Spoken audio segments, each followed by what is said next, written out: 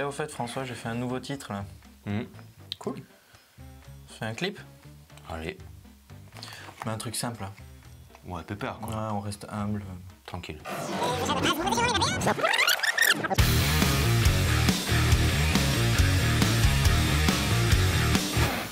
Et salut les gens derrière l'écran, c'est François pour la chaîne Explique-moi encore. Je suis toujours aussi content de vous retrouver sur cette chaîne où on parle de faire des vidéos, de matos, de montage, de tournage. Et aujourd'hui ça va être un petit peu particulier parce que là on vous a réservé quelque chose de... Comment dire vous connaissez Jean-Michel Toujours Plus? Voilà, c'est...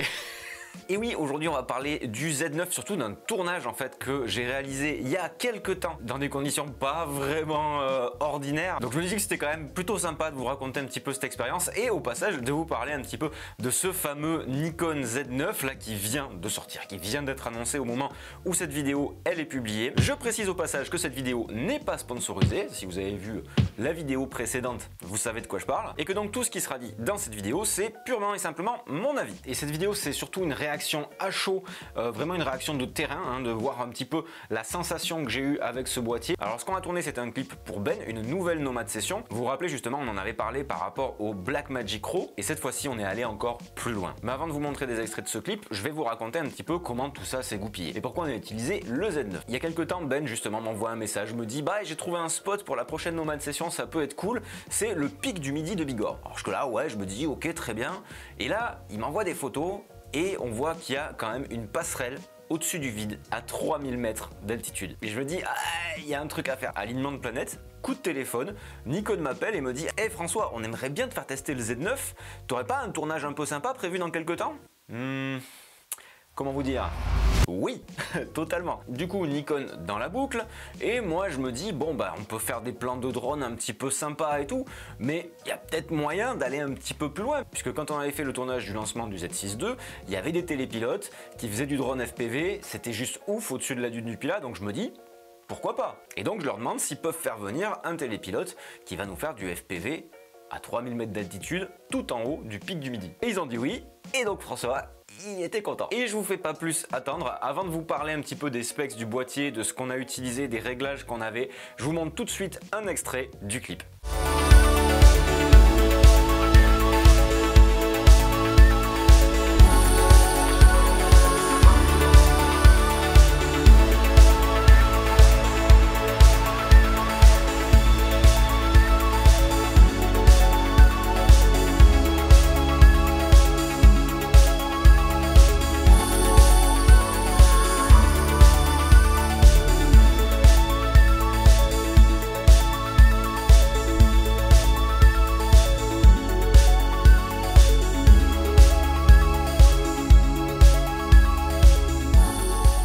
Pas mal hein. Et vous pouvez retrouver l'intégralité du clip, il est en lien dans la description. La musique est incroyable, c'est signé Ben toujours, c'est vraiment, voilà, moi je kiffe, c'est un projet qui me plaît. Bref, allez voir et donnez-lui beaucoup d'amour. Donc pour tourner ce clip, la question qui s'est posée c'est quelle définition on va utiliser? Est-ce qu'on va filmer en 4K ou en 8K, puisqu'il fait de la 8K. Je suis pas un grand fan de la 8K, d'ailleurs le workflow a été assez lourd. J'ai pas encore mon nouveau MacBook Pro M1 Max, donc mes ordis ont un petit peu soufflé quand même, hein. Faut dire ce qu'il y a, ils ont un petit peu souffert. La 8K c'est lourd, mais on a choisi de le faire en 8K parce qu'on s'est dit, pourquoi pas? Tant qu'à être dans un lieu ouf comme il est, bah, autant shooter en 8K pour au moins voir par curiosité ce que ça donne. Et c'est plutôt pratique, notamment pour recadrer un petit peu, pour cropper, c'est quand même assez cool. Et puis c'était aussi manière de pousser un petit peu le boîtier dans ses retranchements pour pouvoir voir vraiment ce qu'il avait dans le ventre. Pas de surchauffe, ça a marché nickel. J'ai pas éteint mon boîtier de 4-5 heures, la batterie a tenu, c'était assez incroyable. Pour ce qui est du drone FPV, ben, les mecs ils ont fixé directement le Z9 sur le drone FPV, c'était juste incroyable. On a réussi à avoir des plans de ouf. Ils avaient monté dessus de mémoire le 1430 f4 Nikon qui est un grand angle très léger et le rendu. Est-ce qu'il y a besoin de le commenter le rendu hein? Est-ce qu'il y a besoin de dire quelque chose là-dessus? Le tournage comment il s'est passé? C'était très simple. On a installé Ben au bout de la passerelle, on a relié ses claviers tout ça et ensuite on a fait les prises au sol, donc mes prises. J'ai utilisé le Z9 avec un 24-70 pour pouvoir faire plusieurs prises à différentes valeurs focales pour pouvoir varier mes plans. On lançait le playback, j'ai filmé de mémoire à 24, à 50 et à 70 mm pour avoir 3 valeurs de plan différentes. Ensuite je suis allé de l'autre côté de la plateforme pour être beaucoup plus loin, pour pouvoir avoir des plans au 70-200 et là j'étais très surpris parce que j'étais à main levée, j'avais zappé de prendre un monopode complètement, là ça m'était totalement sorti de l'esprit. Donc je tenais cet énorme Z9 là, puisqu'il a un double grip avec le 70-200, ça pesait très très lourd. Je me disais à 200 mm l'image elle va faire ça, je vais rien pouvoir avoir sans monopode, et en fait eh ben, c'était assez impressionnant la stabilisation qu'on pouvait avoir à main levée sans post-prod. J'ai trouvé que c'était vraiment bien foutu. Bon, par contre c'était très lourd et c'est peut-être aussi un des défauts, faut bien en trouver, de ce Z9, c'est que ça n'a rien à voir avec un Z6 ou un Z7. C'est quand même beaucoup plus lourd, mais c'est pas non plus la même cible, mais ça on y reviendra un petit peu après.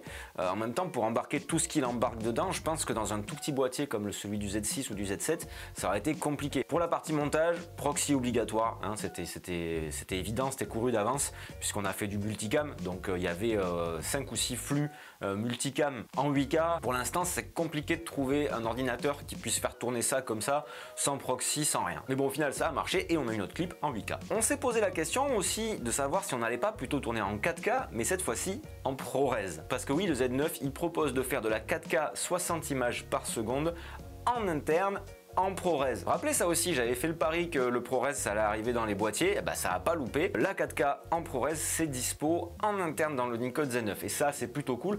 Pour le coup, le workflow aurait peut-être été un peu plus adapté. Je pense que si j'avais dû utiliser ça plusieurs fois de manière récurrente, je serais peut-être parti plutôt sur du ProRes parce que là, le multicam, ça aurait été caviar vu que c'est le codec natif qui est dans la timeline de Final Cut. Si j'avais pas été curieux de tester la 8K, je serais parti là-dessus. Il y a aussi des plans de drone au ralenti en 120 images par seconde en 4K. Et j'ai pas précisé, hein, mais à toutes ces résolutions, à tous ces framerate, eh bien on a des codecs en 4 de 2 10 bits partout, en 8K, en 4K 100 fps, voilà, c'est de la 4 de 2 10 bits tout le temps, en codec H265 ou comme on a vu précédemment, carrément en ProRes. Et d'ailleurs il y avait l'ami Emmanuel Pampuri qui était avec nous pour faire le making of, le behind the scene. D'ailleurs il a sorti lui aussi une vidéo qui s'affiche ici ou là, que je vous encourage à aller voir parce qu'il va aller encore plus loin dans la technique que moi. Au niveau de la post-prod et de l'étalonnage, il y avait vraiment beaucoup plus de marge que ce que j'ai sur mon Z6.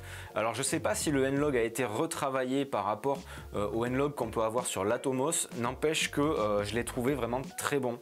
Alors que sur l'Atomos j'étais plus fan du ProRes RAW que du N-Log parce qu'il avait tendance à bruiter un petit peu. Là vraiment je l'ai trouvé vraiment bien fichu. Les couleurs, là on voit vraiment qu'on est passé sur du 422 10 bits. Vraiment ça n'a rien à voir avec le 4208 bits qu'on a en interne sur un Z6. On a beaucoup plus de nuances, les choses ressortent beaucoup mieux. Enfin bref, il n'y avait pas grand chose à tweaker dans les profils d'image pour réussir à avoir quelque chose de chouette. J'ai même retrouvé cette sensation un petit peu que j'ai avec le Blackmagic RAW sorti du Z6 en termes d'image, en termes de couleurs. Donc c'est quand même très appréciable parce qu'au final Z6 plus enregistreur Blackmagic plus disque dur, là aussi ça commence à faire un budget, mais c'est vrai que là j'avais besoin du boîtier, de mon optique et de rien d'autre. On a donc vu que les codecs sont vraiment très bien, mais il va falloir prévoir les cartes CF Express en conséquence. Déjà que c'est cher, il va falloir quand même prendre au moins du 250 Go si c'est pas du 500. En tout cas pour la 8K, environ pour 1 heure de rush, il faut compter 200 Go. Ce qui est pas délirant quand on voit le poids du bureau ou du Redcode. C'est plutôt correct, je m'attendais à beaucoup plus gros. Mais dès qu'on va passer en ProRes en interne, là les fichiers vont devenir très gros. Donc si vous comptez utiliser ce boîtier et ce genre d'enregistrement, il faudra quand même penser au budget carte aussi parce que ça va commencer à chiffrer. Un autre truc que je voulais vous raconter qui m'a fait un petit peu bizarre, c'est qu'avec Marie on a fait quelques photos aussi. Une des nouveautés de ce Z9, c'est qu'il n'y a plus d'obturateur mécanique. Et ça, c'est très déstabilisant parce que quand on déclenche pour la photo, on a un petit bruit de haut-parleur qui fait le bruit du déclencheur, mais il n'y a plus de déclencheur mécanique. L'obturateur, il est électronique 100% du temps, ce qui fait qu'on peut shooter, je crois, jusqu'à 120 images par seconde en JPEG, des rafales de taré sans qu'il y ait le moindre bruit. Et ça, c'est déstabilisant. Mais d'un autre côté, je me dis que ça peut permettre d'être discret pour des gens qui font de l'animalier ou du mariage ou du concert. Le fait de pouvoir prendre des photos sans faire aucun bruit, je pense que ça peut être un avantage. Bon, moi je fais pas trop de photos, mais c'était amusant à tester. Nikon annonce aussi avoir un rolling shutter le plus rapide, enfin le moins visible de tous les appareils photo du marché. Donc ça peut être pas mal. Alors là-dessus, j'ai pas fait des tests poussés pour savoir si vraiment c'est aussi fantastique que ça, mais c'est censé se rapprocher du global shutter qu'on retrouve par exemple sur une Red. Enfin, il faut parler des choses qui fâchent.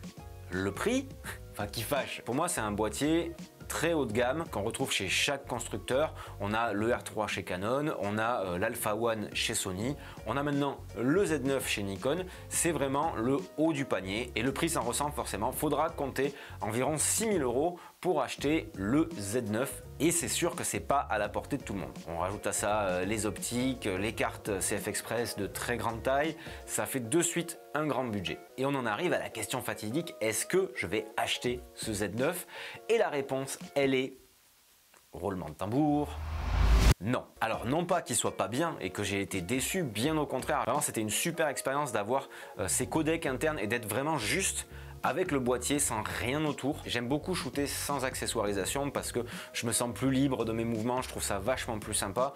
À certains moments j'avais juste mis peut-être une poignée sur la griffe pour pouvoir avoir une prise en plus au-dessus, mais c'est vraiment tout. Il n'y avait rien d'autre et ça c'était un pur bonheur. Maintenant je pense que je suis pas la cible de ce Z9 clairement. C'est un boîtier qui pour moi fait tout. C'est-à-dire qu'en photo, il est monstrueux. Marie s'est régalée, c'était vraiment assez ouf. L'autofocus marche vraiment bien, le suivi, le tracking s'est vraiment amélioré depuis le Z6 II. Peut-être qu'on retrouvera toutes ces technos dans le Z6 III, ce qui serait vraiment cool. L'autonomie, elle est juste dingue, hein. J'ai pas changé de batterie dans la journée, donc en filmant en 8K, enfin, c'est juste incroyable. Bref, ce boîtier, il a tout, il coche toutes les cases, mais personnellement j'ai pas le besoin d'avoir ce type de boîtier. Donc je pourrais tout revendre et prendre un Z9, mais bon, peut-être me calmer un petit peu sur les achats en ce moment, hein, parce que bon, on va rester raisonnable, mais ça n'empêche que ce boîtier il fait tout bien. La contrepartie, c'est le prix. Forcément, si on veut un boîtier qui fait tout et qui le fait hyper bien, eh ben, il faut y mettre le prix. Et là clairement je pense que les 6 000 €, il les vaut. C'est un boîtier qui défonce sa race, mais qui est un petit peu surdimensionné par rapport à mes besoins. Et ce qui n'est pas surdimensionné par rapport à mes besoins, c'est le coup de blaster sur le pouce en l'air qui se situe juste en dessous de cette vidéo, le fait de s'abonner, le fait d'aller voir cette vidéo là qui vous parle un petit peu du bureau avec le Z6 II et à quel point c'est cool, et que sans avoir de Z9 on peut aussi arriver à faire des trucs vraiment sympas. Et moi les amis, je vous dis restez curieux et à très bientôt pour une prochaine vidéo. Ciao!